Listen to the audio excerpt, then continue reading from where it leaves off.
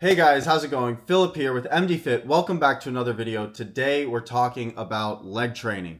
Why is everybody overcomplicating leg training these days, and why you need to focus on just a handful of exercises and drive progressive overload through those core exercises. If your leg day has 10 exercises, 3 supersets, and a finisher, then this video is for you because most people are failing to grow their legs not because of a lack of effort. They're failing because they're not focusing on what's most important, what's fundamental to lifting weights, which is progressive overload. Today I'm going to break down why leg training gets overcomplicated, the actual anatomy of the legs, why certain movements really matter and why others necessarily don't, why more exercises actually can equate to worse results, and then finally, I'm going to give you my personal leg exercise tier list. So let's get into the video. So what I see all the time are people training their legs like some kind of bodybuilding scavenger hunt. They want different exercises for every single muscle, different angles, variety, and they want to feel like they destroyed and targeted every single muscle. But the legs don't really work like that. They're a force production system that produce a large amount of force through a small number of joint actions. And when you stack exercise after exercise that all essentially train the same exact joint action, you're not adding stimulus, you're actually just splitting it. And so that destroys load progression, skill acquisition, and recovery. And so without progressive overload, which is the most central component to training, lifting weights, strength training, anything, not even just strength training, just training in general, whether it be endurance training, strength training, you want to be hybrid, whatever, you need progressive overload. And so don't lose sight of the picture for more variety. So now let's get into the muscles. The quads. Quads are made up of 4 muscles: vastus lateralis, vastus intermedius, vastus medialis, and rectus femoris. They all essentially are there to do the same action, which is knee extension. That's it. Any exercise that extends your knee under load is training your quads. So what's the best exercise for the quads? Something that extends the knee and something that brings your quadriceps through a large range of motion. Next, the hamstrings. The hamstrings act to flex the knee and extend the hip. They're made up of 3 muscles: the biceps femoris, the semitendinosus, and the semimembranosus. That's it. So pick an exercise, or maybe 2 to 3 exercises at most, that flex the knee and extend the hip. Something like an RDL, something like a deadlift. But make sure that you're also doing exercises that take them through their full ranges of motion. So if you're only doing hamstring exercises that do not have any hip extension there, then you're probably getting incomplete hamstring growth. So prioritize compound exercises that do both of these actions. Next, the glutes. The glutes act to extend the hips very, very powerfully. They are made up of 3 muscles: the glute maximus, the glute medius, and the glute minimus. There are a lot of small muscles kind of within the pelvis region that also perform a lot of different exercises like internal and external rotation, like the piriformis, the obturator internus. But these are all really small muscles that you're not going to train and only really need specific attention if, let's say, you have some kind of really, really big, lagging, obvious issue in your musculature. Maybe you have some kind of muscle imbalance. Maybe you had an injury in the past that really caused you to be sedentary and weaken these muscles. Maybe you sit a lot. And these are things that really need to be corrected in a physical therapy setting, not in your day-to-day gym session. So this isn't something that anybody really focuses on at the gym, nor are there really machines that target these small muscles. But there are a bunch of small little exercises that you can do. Squat University has a great channel where they talk about exercises that can target these small muscles if you are somebody that deals with a lot of imbalances. But for glutes, keep it simple. Something like hip extensions, glute extensions are king. Finally, we have the calves. Now, I don't train calves. My calves are monstrous because that's just the way they go. It's genetic. Unfortunately, I'm sorry to tell you. I don't have the answer for how to train calves. So if you're looking for calf hypertrophy tips, I ain't the guy for you. Most people will probably tell you that, you can do something to grow your calves, but overall, it's a genetic lottery, and if you didn't hit it, I'm sorry. Now, the calves are made up of only 2 muscles, the gastrocnemius and the soleus, and both act to plantar flex the ankle, meaning pointing your toes down. Really, in reality, you can do 2 exercises for the calves because the gastroc is targeted better with straight leg work, and the soleus is targeted better with bent knee work. You isolate the soleus with bent knee work. So if you really, really feel like you want to get as much calf hypertrophy as you can, go for that route. Go 2 exercises at most. But if you want to get the most bang for your buck, standing calf raises are the best bang for your buck, so just go with those. Now, a little honorable mention, because nobody really trains these, and I'm honestly not sure on how useful it is to train, but your anterior tibialis, I think this is something that's actually kind of interesting and has been popularized by Ben Patrick, or knees over toes guy. He loves training the tibs, as I believe it has helped him heal a lot of his knee issues and knee pain. For me, I've never trained my tibs. I don't experience knee pain. Maybe it's something I need to get into, but for now, we're just going to talk about bread and butter leg training and not overcomplicate it with things like with anterior tibialis training and stuff like that, because for the most part, I don't think it's really something that most people need to focus on. So the key takeaway is that your entire lower body can be trained through essentially 4 actions: knee extension, hip extension, knee flexion, and ankle plantar flexion. So let's connect the anatomy to reality.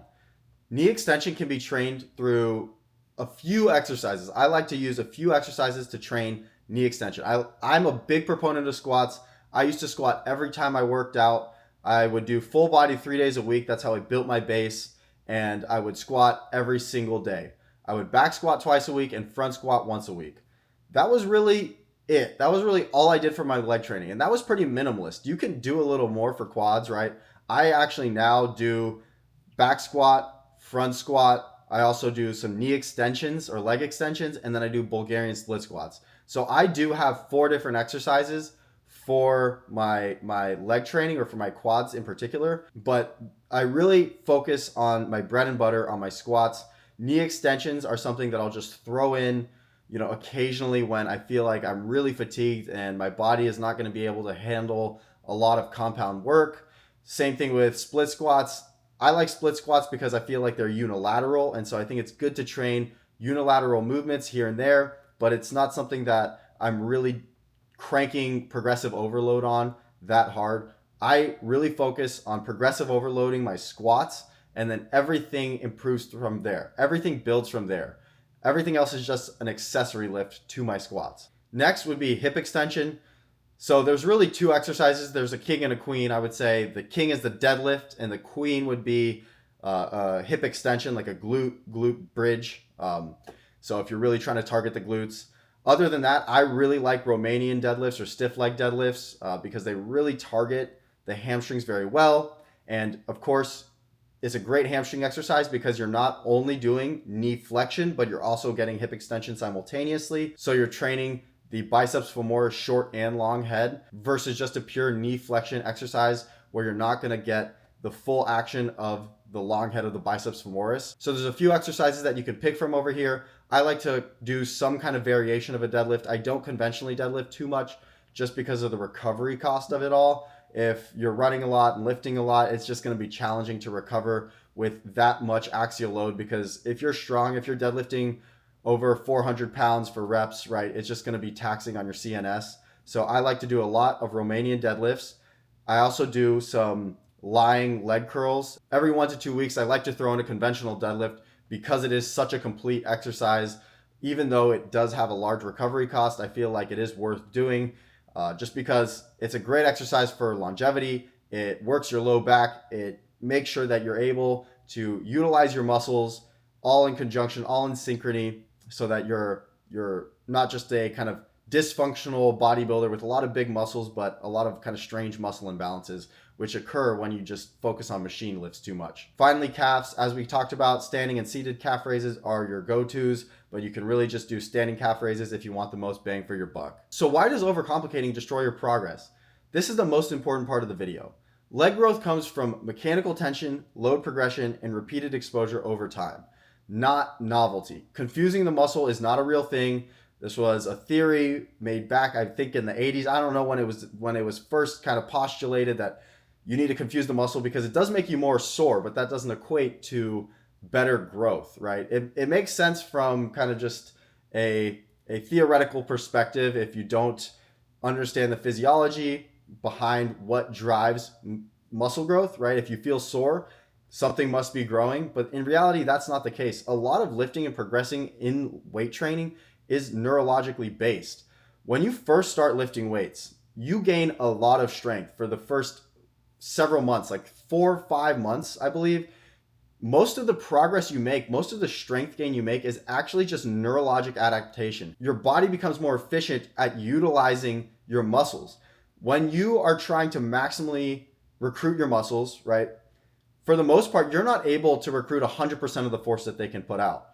In an untrained individual, most people can only drive maybe 60% of the force, of the maximal force of their muscle. Now, in a highly trained individual, somebody who's been training for a long time, you're able to recruit about 85 to maybe 90% of the force, the maximal force that your muscles can produce. And so this is also kind of that theory as to why people can sometimes perform crazy feats of strength when they have massive amounts of adrenaline, because normally they're not nearly this strong, but with a lot of adrenaline and certain factors that can put you into kind of this heightened sympathetic state where you're in a fight or flight state, you can recruit 100% or a very, very high percentage of the muscles that you're normally not able to recruit. But when you train regularly, the same movement patterns over and over again, your body becomes more efficient and you can recruit more muscle at a given time. When you rotate exercises every week, you never master the movement, you never push really meaningful loads, and you can't track real progress. So when you do squats, then leg press, then hack squats, then belt squats, then leg extensions, then lunges, you're not smoking your quads, you're just diluting your best sets.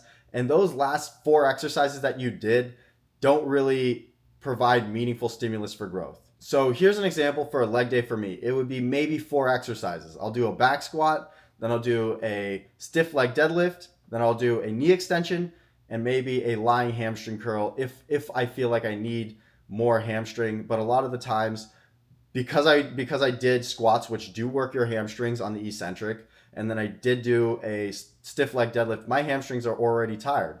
And so it's important not to absolutely smoke your legs every single time you train, so you can actually recover and get more training sessions in a given week. Because this kind of goes back to another principle, which is that frequency, especially for a natural lifter, is so much more important than intensity or volume in any one session. The quality of your sets degrades over time. Your first few sets, your first exercise are going to be your highest quality, highest stimulus sets. And then as you do more sets, as you do more exercises, the stimulus that you get from those sets degrades. So it's important to do less sets with more intention and more frequently. Come into the gym more often and do them more frequently, and you don't need to spend 2 hours in the gym training your legs. For another leg day where I'm feeling a little more fatigued, I'll come in, I'll do some front squats. Front squats are amazing because they train your core, your upper back, they train mobility. They're a little more quad dominant, and you get to go a little lighter so the axial load isn't as heavy. Then I can do some deadlifts per se, conventional deadlifts, and then maybe I'll do a Nordic curl and some Bulgarian split squats. So 4 exercises, 3 to 4 exercises is really what I like to do. And I just cycle these 6 to 8 exercises constantly. 3 to 4 exercises a workout, 6 to 8 exercises for leg training. And that is definitely, I would say, on the higher end, but acceptable. There's no need for anything more than that. So here's my exercise tier list. Barbell back squat is definitely going to be S tier. Conventional deadlift is S tier. I would like to throw front squat into S tier as well, but that can be debatable. And then finally, I really like a Romanian deadlift. I think if you just cycle those exercises, those 4 exercises, you can blow up your legs and get amazing complete development. So all those exercises for me are S tier. Next, for A tier, I like Bulgarian split squats. They're very challenging. They give you a great range of motion. They take the quad through an amazing range of motion, as well as they're unilateral. So you have to kind of work on a different neurologic pathway. They can make you a little more athletic. So I would say Bulgarian split squats are definitely A tier. I would then say maybe hack squats would be great as well, because hack squats can be useful when you are in a pretty under recovered state. Let's say you've been training really hard, you're doing a lot of running or something else, and you need to train your leg muscles without giving yourself too much central fatigue. So you can't do too much axial loading with a big back squat. A hack squat is a great way to get around that, work around that. Similarly, a belt squat, but I find belt squats don't give you great range of motion. I also like, I think an A tier would be a lying hamstring curl as well as the knee extension. Those are just kind of classic bread and butter. I find that I really feel my quads and my hamstrings working on these two exercises, and I feel like they're giving me great stimulus. I get a good pump, and who doesn't love a pump? B tier, I would say walking lunges, goblet squats, Smith machine variations, step ups. They all have their use, but I don't think they're really that. They don't have any great benefit. There's another exercise that could accomplish the goal you're trying to better than any of these one exercises. So I wouldn't recommend doing any of these really. C tier, these are things that I just wouldn't even bother touching. Cable kickbacks. That's just, I don't understand the concept. Your glutes are this big, super powerful muscle. You're never going to be able to load them properly.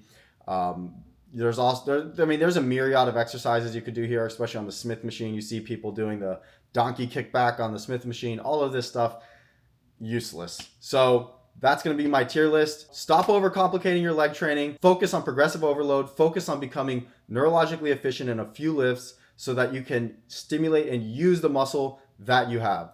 So that's going to be it for today's video. I hope you guys enjoyed. I hope you guys found it informative. Let me know what you guys think down in the comments below. Like, comment, subscribe, and I'll see you in the next video. Peace.